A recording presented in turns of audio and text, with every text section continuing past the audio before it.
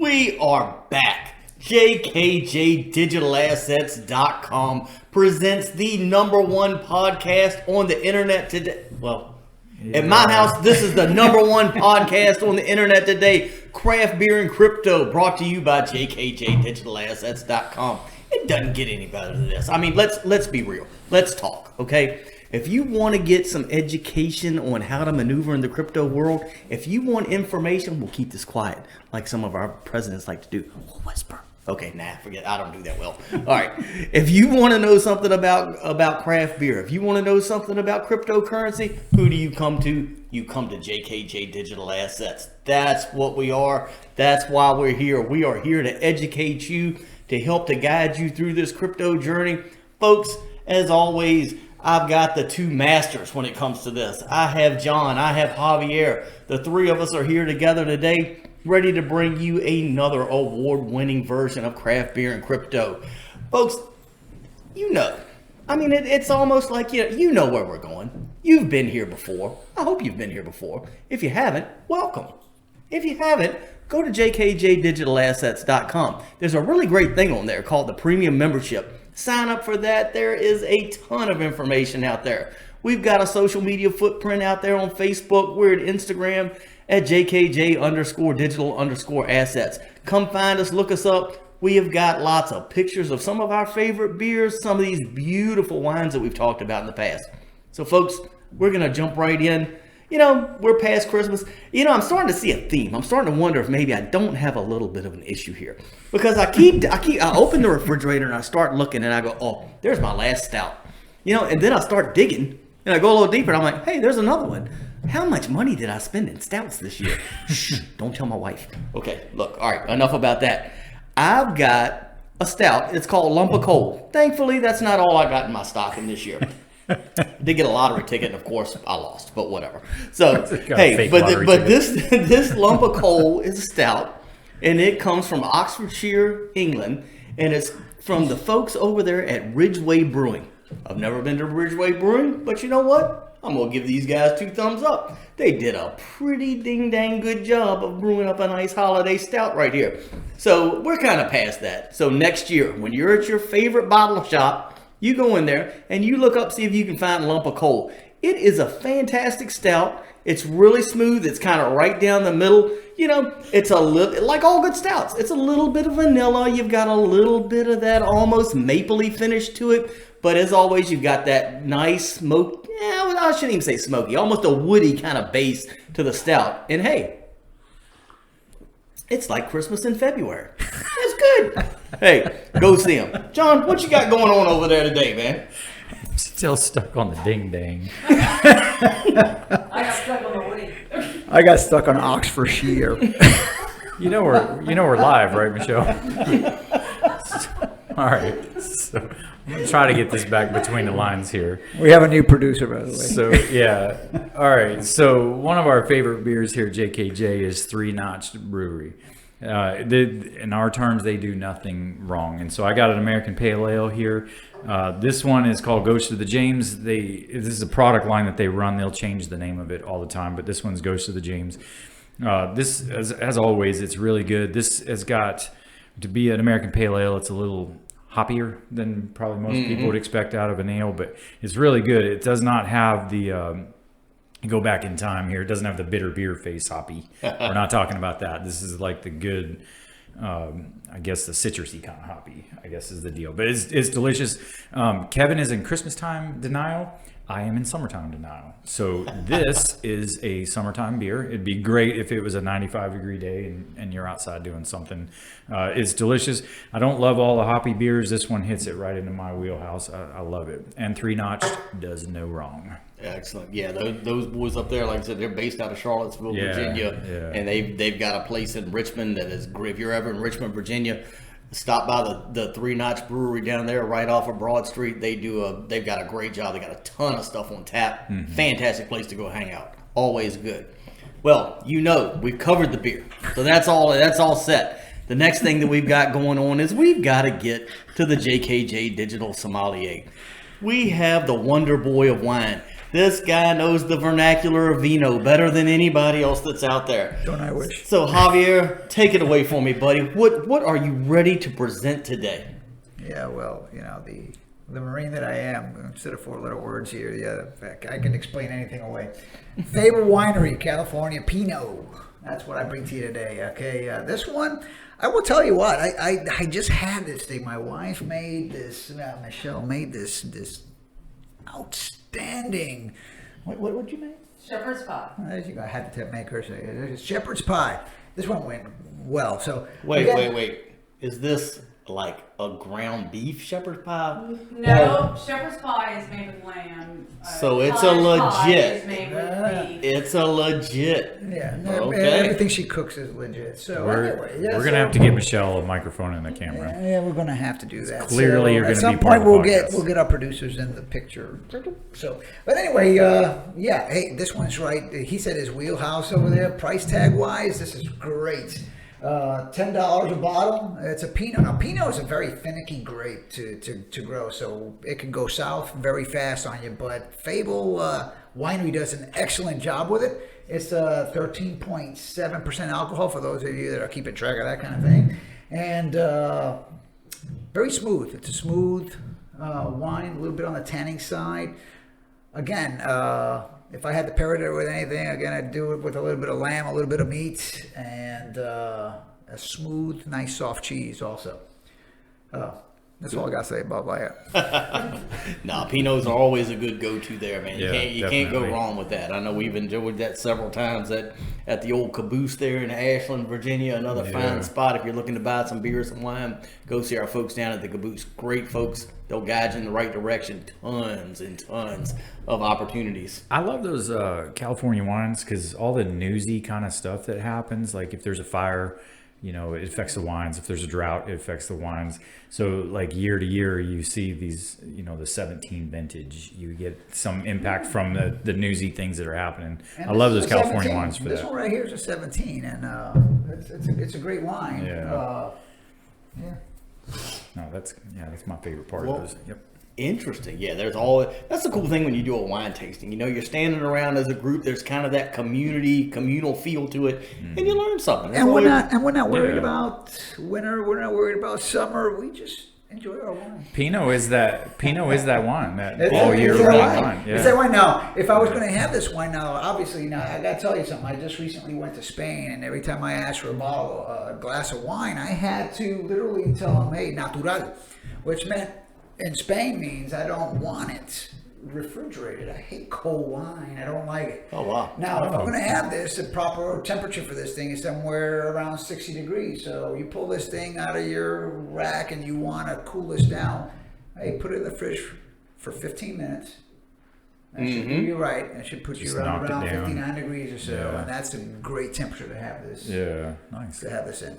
That's cool. That's great advice. I know I learned that several years back. We always think of red as room temperature. Yeah. Well, room temperature was derived back in the 1700s. Yeah, they cellar. Yeah, exactly. Yeah. Room temperature was exactly what you said, 60 degrees, not 82. Yeah. So hey, I've got to tell y'all, I was watching a TV show earlier this week, and I know that we've touched on this before a little bit.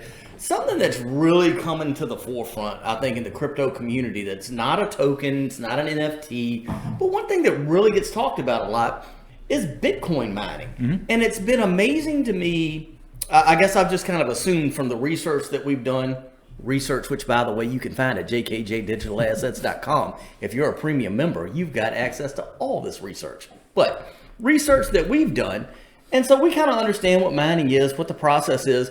Most folks, I think, see this as some kind of black magic. Like there's something out there that happens. They say something about mining, and then all of a sudden, boom, there's a Bitcoin. Yeah. So why don't we talk about that for a few minutes, just to give like a baseline, so folks understand what we're saying. Yeah, definitely. So we can have a bigger podcast and get into more nitnoid detail about this, but we can talk at 100,000 foot level. So I like to draw parallels, things that we're used to in our everyday lives. So one of those parallels is like a credit card transaction. So if you're gonna do a transaction with a credit card, you swipe your credit card at the grocery store.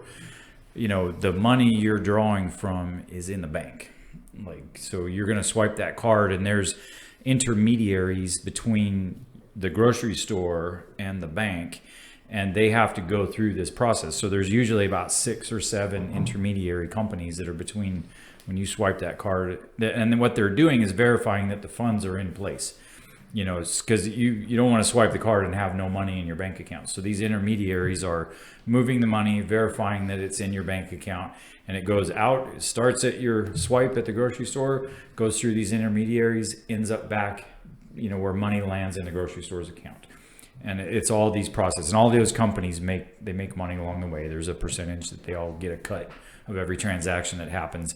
If you run a business, that running your credit card costs you money if you run a business. So to draw that parallel back to crypto and mining, to your question, mining is like, there's all kinds of functions that happen, and it's very similarly verifying transactions. When you move from one wallet to another, or you execute a contract, or you buy a crypto, those funds are verified. You have to make sure that they're in B to go to A, or in A to go to B. And that's what mining does. It's these people the companies that do it, and every transaction that happens gets verified. It's just that there's less intermediaries with crypto. So there's only the miners are it. And the miners are doing it, where does Bitcoin come from? Miners are doing these, they're verifying these transactions, and the transactions happen in a block style format. And I'm not going to get into blockchain or anything like that, but a block is a series, just make up a number, like 10 transactions out there. 10 transactions will stack up in a register. A mining company will come along and verify all those transactions. They'll verify the security of those transactions. They'll verify the money's in place for those transactions. And then that block will get approved, and then the block gets populated around the world. And the miner that did that will get a reward. And that reward is Bitcoin. Or in some cases, in the case of Bitcoin, that's their reward. They get their reward in their native coin for that network. If it's a Bitcoin network, they'll get their reward in Bitcoin. But that's where Bitcoin comes from. And it's like this good friend of mine loves to use the phrase a self-licking ice cream cone. It's sort of a self-licking ice cream cone, because these guys propagate these transactions. They verify them. They do the security on it. It's a foot race. Yeah, well, yeah, the mining thing is a mathematical formula. Yeah. And so there's all these nodes around the world. That's what the beauty is. There's, for Bitcoin, I think there was 22 or something nodes around the world. So they go through, they're attached to one node, they verify all the transactions, and then they verify that the transactions propagate around all the different nodes, and they all have the same information. And then, so you're not duplicating a Bitcoin. Yeah, so you're not duplicating transactions. The money's all in place for all these things. There's a huge mathematical formula that does it. It's why we can't do it with our home computers. It has to be done with supercomputers and all this stuff. But when they do it, they get a reward for it. That's why they're doing it. That's how they make their money. But as opposed to a credit card transaction that has 5, 6, 7 intermediaries, with crypto, it's one intermediary. It's just like 100 companies that are racing towards the solution. One of those companies will solve the problem. They'll verify all the transactions. It'll propagate around all the 20 servers, and then boom, it's done. They get a reward. Some new Bitcoin is created, and the transactions are verified. And that's kind of the 100,000 foot level of what's happening. We are going to do more podcasts, talk in more detail about blockchain technology, because blockchain technology is not a crypto-centric thing. Right. Blockchain technology is like a verifying transactions thing. Like we've seen Elon Musk do VIN numbers on cars using blockchain.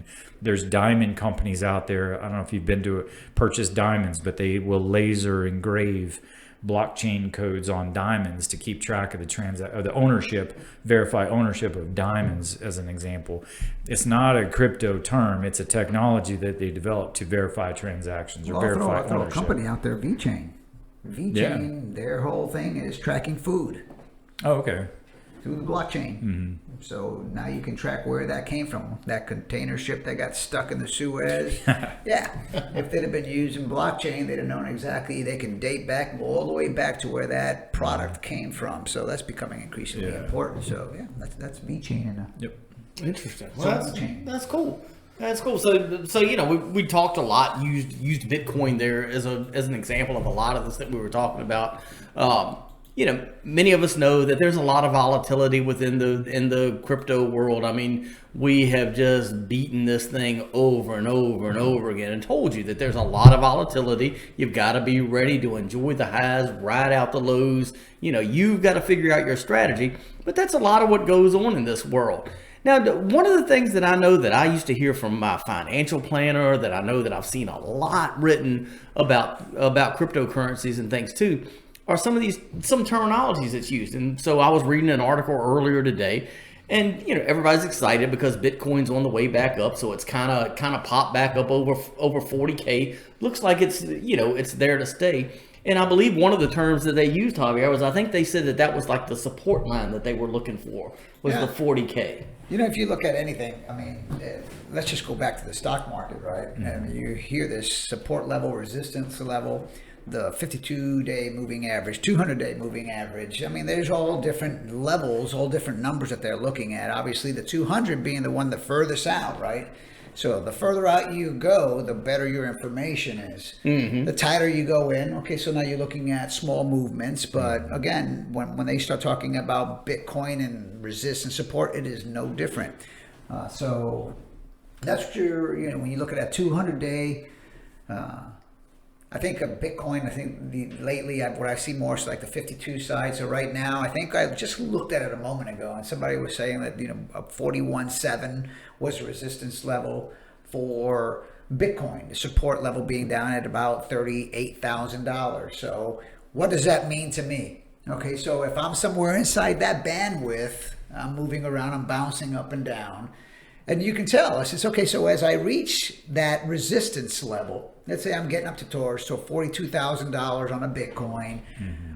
Why is that important? Well, you're looking for a breakout. So if it can jump above the resistance level and stay there for the day, then the saying goes, okay, now what I'm looking for is this thing to start climbing past that resistance level, and now I got myself another, I won't call it a bull market, I'll just say you got another resistance level that you're looking for. So now you keep pulling back, and generating these numbers is not easy. These guys are using algorithms, computers.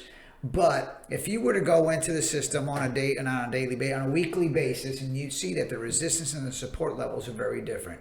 Now, when, like today, or since November, we've been looking at Bitcoin coming from 69,000 and dropping. So every week or so, you go online and look at it, and you'll hear people talking. You'll see something written that says, okay, well, now the resistance level is this based on this trajectory that it's taking. Mm-hmm. Okay. And so you can tell if it bounces off that resistance, that support level, and it comes back up. If it breaks below the support, then you know that it's probably going to go. You're probably going to lose another couple percent on the price tag on Bitcoin. So if you're sitting in the sidelines going, when do I put my money in? When do I buy another Bitcoin?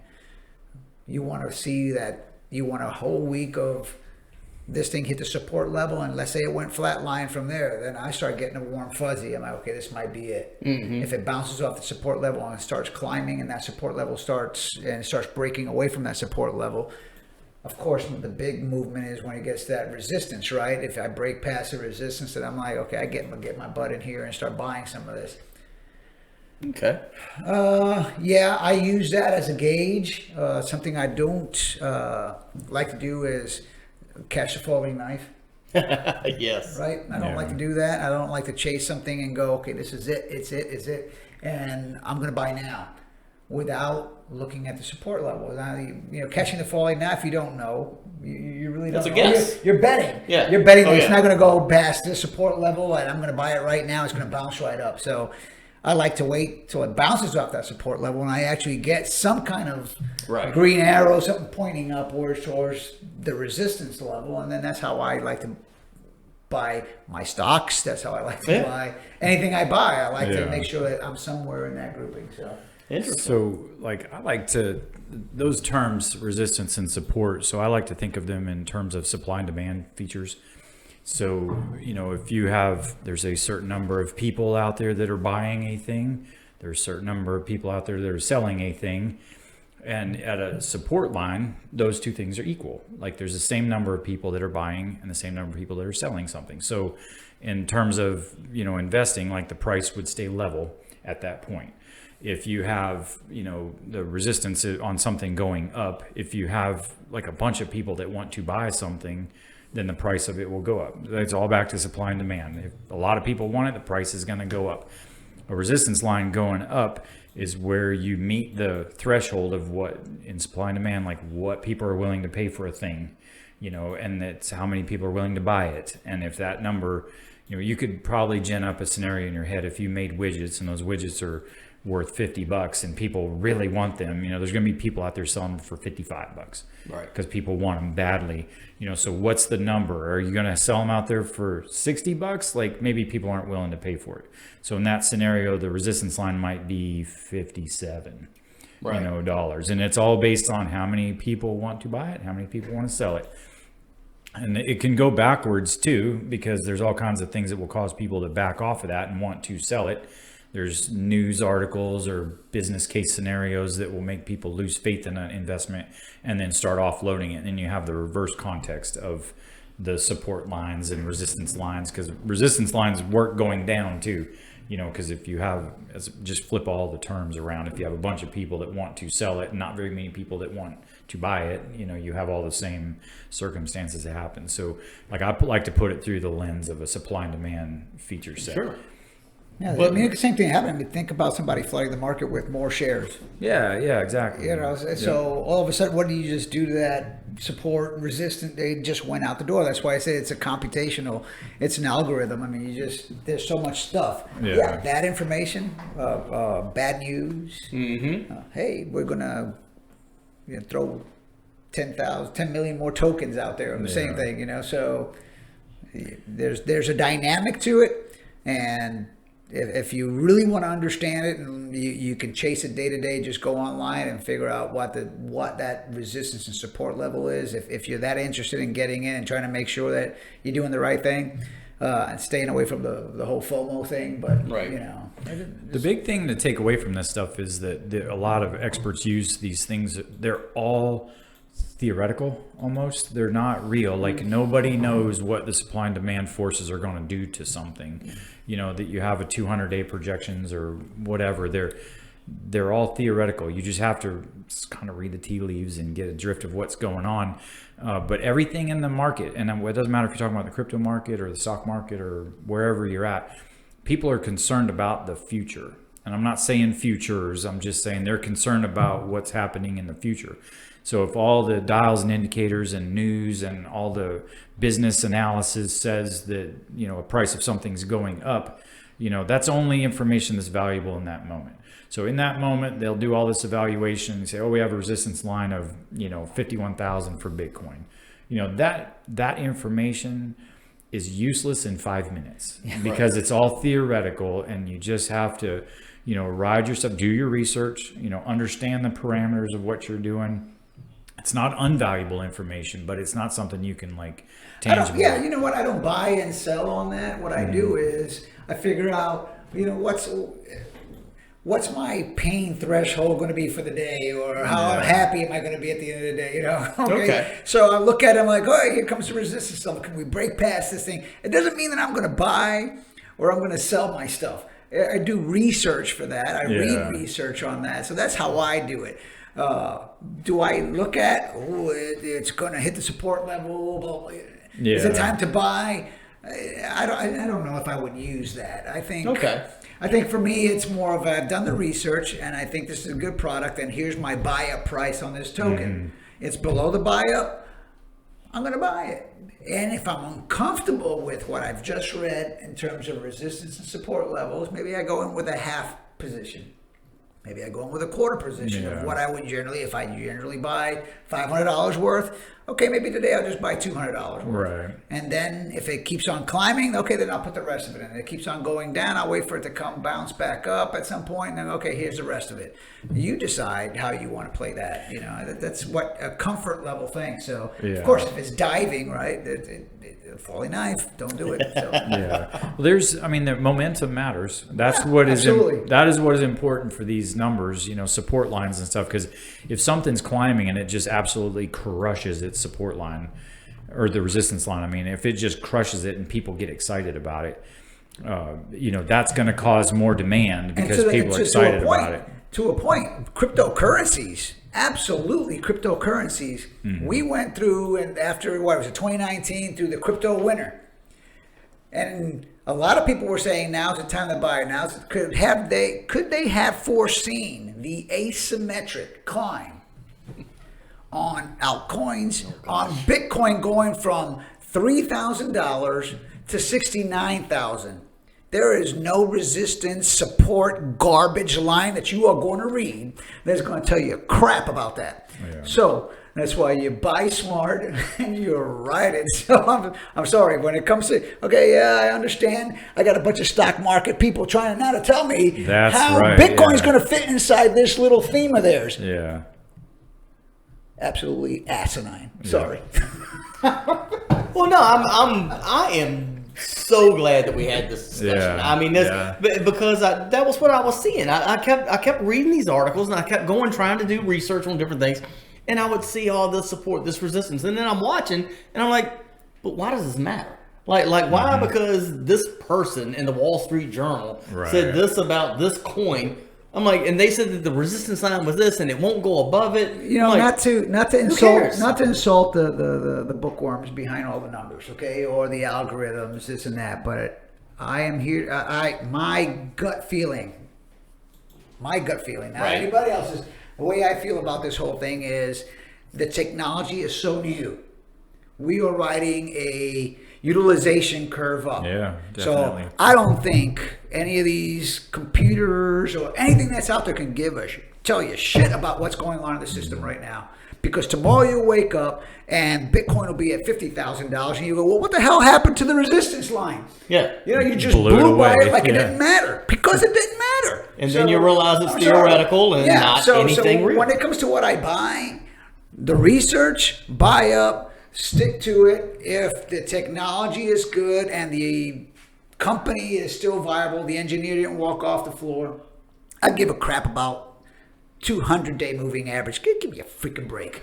Okay, so we brought up the whole support. I'm sorry. I can give a crap about it. At the end of the day, I look at what I'm buying. If it's good and it's below my buy up and the research looks good, not to say that the research won't change 30 days. Again, 30 days later, what you just read might not be any good because that company might have just bought somebody else. They might have teamed up with another token. They might have invented some kind of cross-chain idea. They might have done something. So you might have thought that by reading your research, a token, hey, the first time I read about Luna, it's going to be worth $4.50 in 2 years.